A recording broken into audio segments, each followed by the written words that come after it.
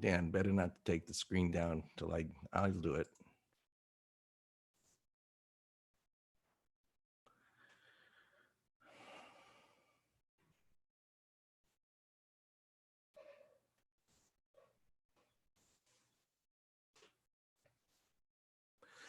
Okay, 1 second here, guys.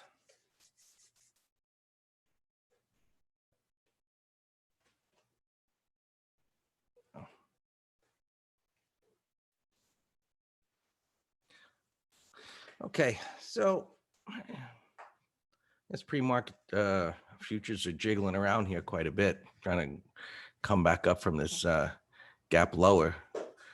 A little bit of unusual activity there, but there's a tell in there to some extent that they opened up higher and just got slammed right back down. So as you can see on the daily chart, this measured move that we been following for it to play out since last week is near the end of its move. Now, that doesn't mean it can't go a little further, of course, but it's, and you can see the line right here where the resistance is just slightly a bit ahead, but and I don't draw these things exactly to, within a point or whatever. It's just, we just don't do it that way. Just like, okay, that was the first move. Equal it on over here. Where does that put it? Historically, it puts it in an area of resistance, and it's about there. So for the moment, the S&Ps are below their opening price since they set the high within the first few minutes there. As they hit the resistance right to the left, you can see that's the first bar there, down it went.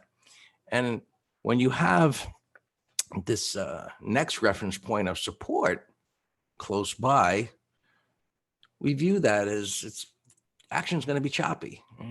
In other words, don't expect it to just collapse here since it's got that level. Now, when this went down, yeah, it collapsed below prior support levels, and that was unusual. But historically, price action acts like this. Even when it comes down so hard, it begins to stabilize in the area of the prior swing low.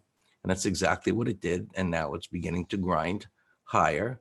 So as we always do, just kind of eyeball that move and say, well, let's kind of just protractor it and say, where's the 50% mark? And I just eyeballed it around there. So as it comes up into here, we would be looking to see if sellers want to take control. And a little bit of that, it's still early, but you can see the backing off from that area as this bar got relatively wide compared to these, and now an inside bar. So maybe that's the start of it. And then we start to look at what's happening across all markets. Or is one just leading the way higher where this one is being left behind, or is another one going lower? So as we do now, look at the next markets and look at the Qs. Right? Looks pretty similar. It's almost exactly the same. Right there, hit that resistance. It's been recovering. It's going sideways. This has the 50 and the 200 right there. So I imagine, the talking heads on CNBC start talking, oh, the Qs have regained their 200 period moving average, and maybe everything is safe at this point. Well, it's not. This move to the downside has to be respected on the weekly chart. And with this daily pattern in the area of where it is and making the move that it did, this is right in the area where this should attempt to start to correct. And we could say this started correcting last week in reality, because these bars are side by side. They didn't advance all that much. It was a topping tail. And that topping tail, give or take, I guess a couple of points here or there, was the top of the move last week, even though this moved up a little bit. So the weekly chart is up where it should create a sell setup, and we're going to see how that plays out this week. If it'll do that. Well, we don't know, Alex. So I wrote in the commentary in the advisory letter, I said, look, correction is going to start here relatively soon. I said it could be a time correction, and I explained what that was, or it could be a price correction. So But if it's a time correction, which means more or less sideways, it'll be sideways to slightly down. There will be down days that recover. So that's yet to be seen. You know, when everything that we do as part of master trader method is say, okay, here's one concept. I say, okay, it's a candlestick concept. Well, that's a big green candle. Okay. What is a big green candle in a downtrend? Is it at support? So on and so forth. Is that a big green candle at support that's being negated in a downtrend, in an uptrend on a weekly time frame? In this case, it isn't. So we do that step by step. So here, and what you're really asking me is in more or less in relation to the market internals here, where we've gotten this quite bullish move to the upside, where it said, hey, you know, the speed of this move here historically is very bullish. And then, you know, the market's corrected a bit, and now it went to this very extreme, and sentiment is maybe double topping at neutral. So the sentiment hasn't gotten to the point where it's at a bearish level yet, but it got all the way down to 1.4. So to expect it to get all the way back up there typically wouldn't happen. Anyway, we'll see. I mean, to have an opinion that it's going to be sideways versus down, I think is foolish. You know, you want to put your opinions out there as absolutes for entertainment purposes, and just warn others for following people that do such things, rather than having scenarios that, hey, this could play out several different ways, and this is what to look for as it begins to play out as to which way it's going to happen. All right, so Dow, right, so well below its 200, but coming up to its 50, and this measured move, they don't know, you know, the patterns are similar, but because of how these individual markets came down, well, the patterns look similar, they're not exact. Some move down more than others or less than others. So this measured move actually puts the Dow having the ability to possibly get to that resistance, which would be almost another 1,000 points higher. And so that would be a pretty decent move if it actually plays out. So we have to watch all of these markets to see how it unfolds as to, hey, is the Dow actually begin to inch its way up there, or does it just stop at the bottom of this resistance, continuing its relative weakness, and actually roll down from here? So the thing that you want to watch, and probably better watched to get a clearer view, you know, is the day charts. And Thursday's low, I think, is the real line in the sand here.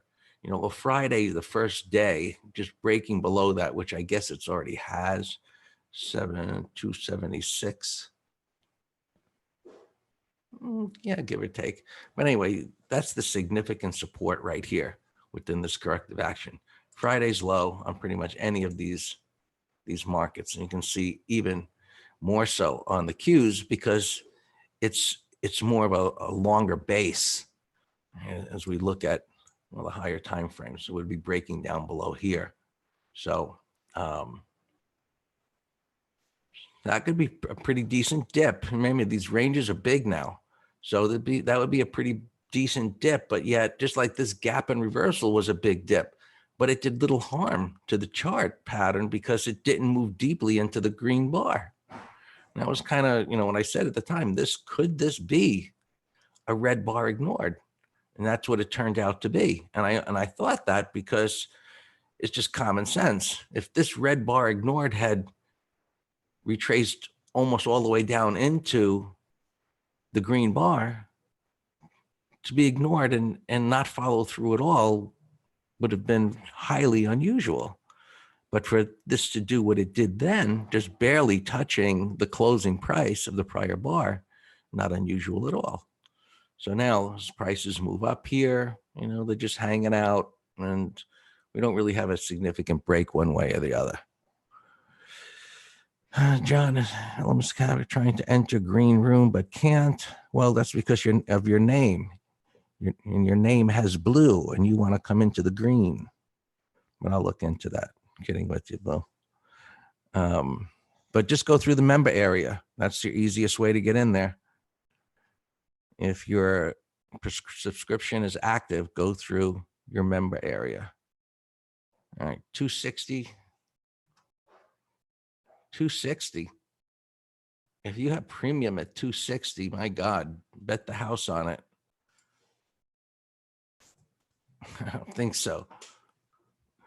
It expires today. I don't think so. All right, let me finish up because I got a little bit of a late start here. Russell, grinding its way higher. We'll see what it does. Got some resistance right in this area here. These overlapping bars right in here. So I'll use that as a target area. And you got 1300 there. Oil, up a titch, no big deal. Bonds, coming near support. I'd be looking for buyers here. See if it can turn back up. Gold, well, makes sense, coming down a little bit, no big deal. All right, probably it's going to go higher. Silver playing catch up, coming up into resistance there. Looked like it could turn up lower, but nope. Getting more of a measured move and coming up toward resistance. Always look at the transports. They participated, but got sold into like everything else did on Friday. But the hourly trends are not broken. Right? As we look across these markets, you see the hourly charts are still strong. So historically, turning points, let's just assume that this measured move has played out whatever it's going to do. And over the next 2 days, it's going to begin to roll back over. Well, we should look at the hourly charts, which we will, to see as they start to break. And you could be looking at different stocks like, Zoom has got a broken hourly chart. It's trying to stabilize. This was started to lead the way up during this market. But those stocks, which institutions usually go for, they're not so in love with them. They're kind of outperforming some others, and it's more of the garbage that they're going for that's up a lot percentage-wise. Just starting the way up. Some of these semiconductors stalling here. So I think it's going to be a little bit of a tricky week, right? Not that the past week wasn't tricky at times, but approach this market if you're new as a great education time to understand the market environment that isn't around all that often. So all yours, Dan. All right, thanks. Good morning, everyone. Hope you had a great long weekend.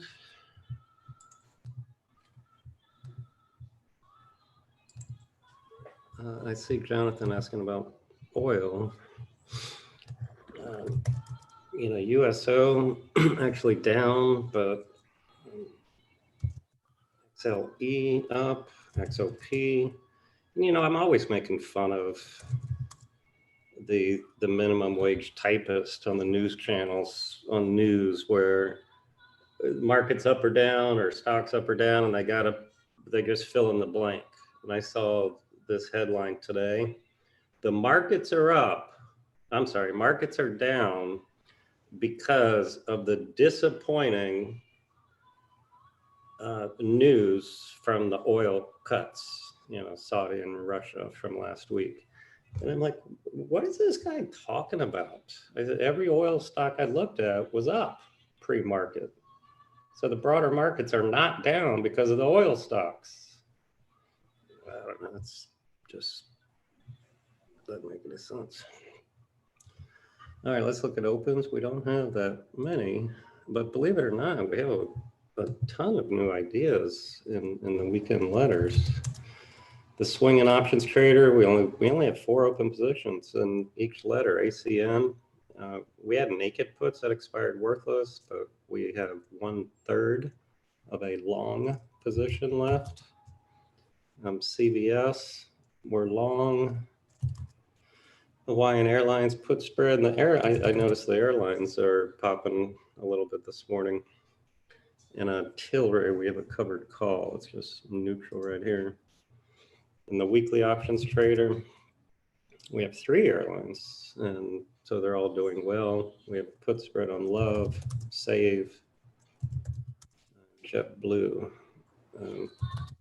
Save looks the best here pre-market. And we have XOP. Yeah, Hawaiian Airlines is in the other letter, is in the swing letter. But yeah, I mentioned that. All right, that's it. I had Tesla as a long over Friday's high, but I'm not going to chase it on the gap. But we'll definitely, look for a different entry. But on the put spread side, I'll leave it because I always give a minimum credit.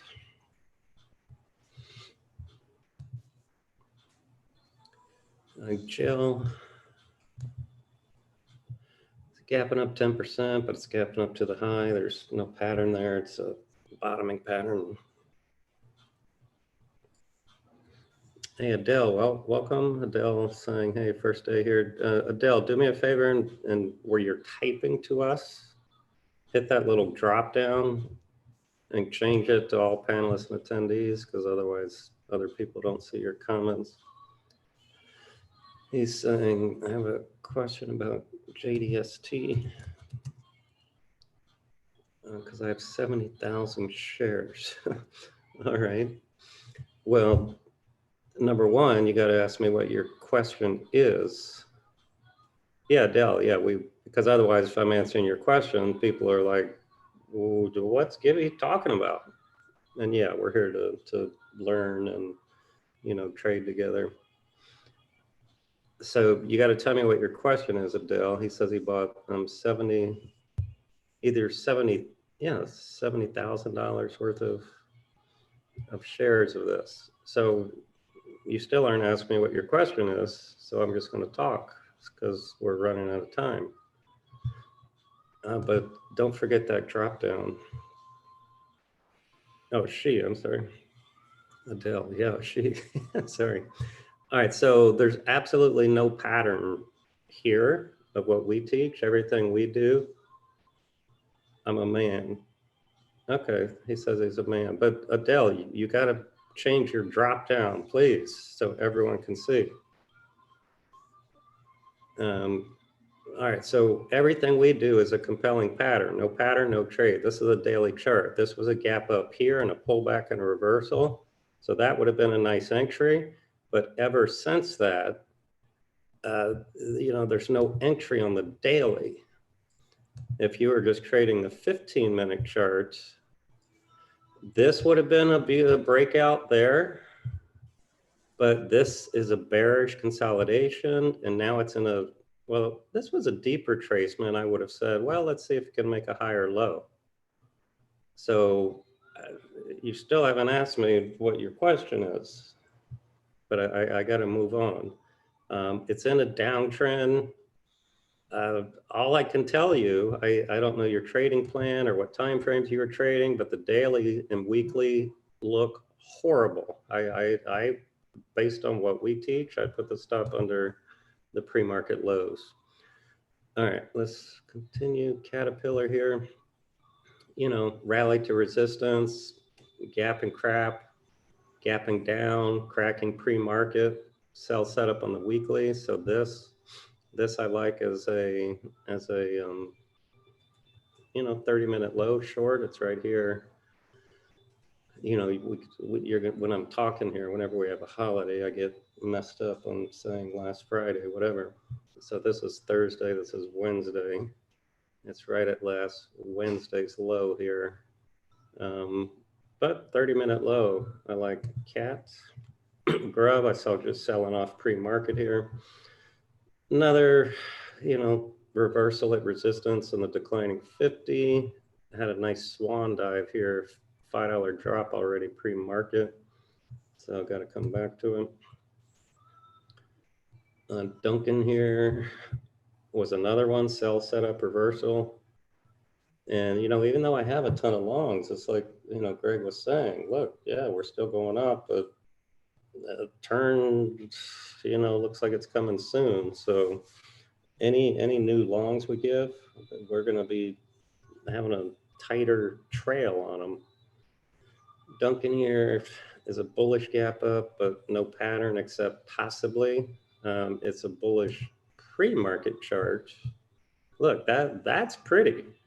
Went down, gapped up, strong move. If it holds right here, over a 15-minute bars high for a day trade is an idea. Delta, I was in the news that their bonds were downgraded to junk. So why is it gapping up? I would ask Debbie if she were here because she's a fundamentalist, and my answer would be, who cares? I don't care. It's gapping up on bad news. But I know there was also a big paper that, and I'm assuming that's why the airlines are up, because it has to do with news and negotiations surrounding the bailout. There's a big article in the journal saying, you know, the airlines are like, hey, I want a grant. You know, give me free money like you're giving other businesses. And, you know, there's, you know, some stipulations there, like we'll give you X amount for your employees, loans, X amount as this and that. And, you know, they're just wanting free money. I don't know. So their lobbyists are hard at work. All right, there's the Tesla we talked about. MU. This I liked long under the concept of red bar ignored, and it got a downgrade today, so it's a little weaker. So, you know, I'm pretty sure I'll end up just canceling the trade. Disney in the news furloughing 43,000 employees, but this is another red bar ignored. If it can take out Thursday's high, then looks higher. RC, yeah, the cruise ships. Yeah, it's weak today, and I saw NCLH.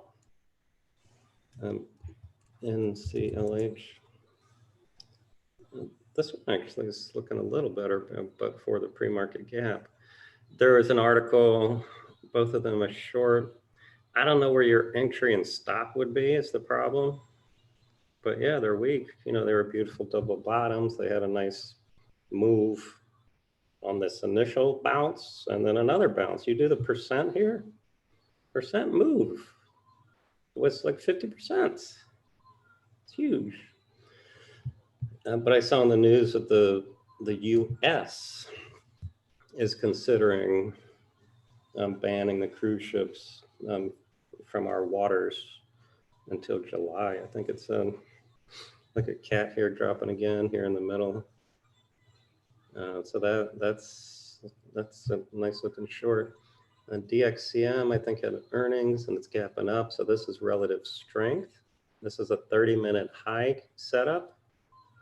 You know, we'll play it by ear as a directional, but a 30-minute high. It'd be a no-brainer put spread under the lows.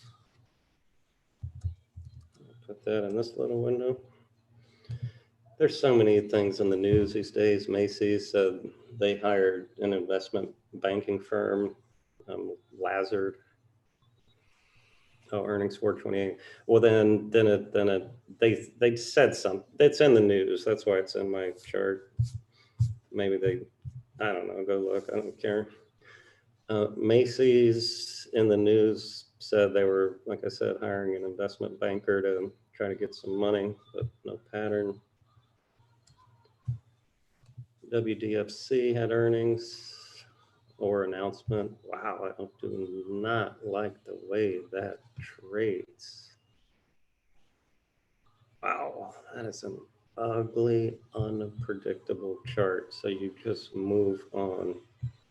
Fox A had earnings. It would be a red bar ignored idea over Thursday's high. TRTX, Adele. It's up 4 bars, but it's in an uptrend and it's at resistance, and it's in an uptrend on the 15-minute chart, it's just not a low risk entry right here. And you got a bullish 180 reversal on the weekly, but the daily is not an agreement. So I would say, watch a pullback. Now VXX, we also had a call spread, and just because of the market, let's cancel that one too.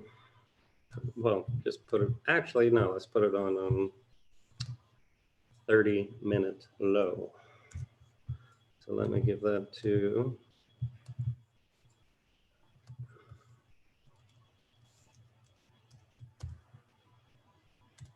our weekly options trader.